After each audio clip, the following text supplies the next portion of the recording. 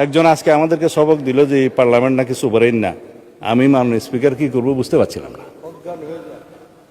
1 নম্বর অনুচ্ছেদ এই সংবিধানের article 1, this Bangladesh is a unitary, independent and sovereign Republic.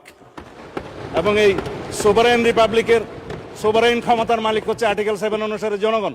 সেই জনগণের ক্ষমতাটা প্রয়োগ করে এই সংবিধানের অধীন এবং কর্তৃত্বে, সেই সংবিধানের অধীন এবং কর্তৃত্বে নির্বাচন কমিশন নির্বাচন দিয়েছে। সেই সোভারেইন জনগণ আমাদেরকে ভোট দিয়েছে, এই সোভারেইন পার্লামেন্টে পাঠিয়েছে।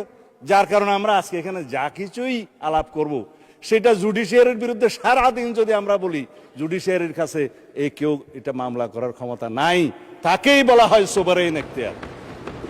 এখন এই সোভারেইনটিকে যদি এক্সপ্লেন করার জন্য এখানে মাস্টারি করতে হয়, প্রফেসরি করতে হয়, মাননীয় স্পিকার আইন কখন প্রণয়ন করবো আর কখন ভাষণ দেবো।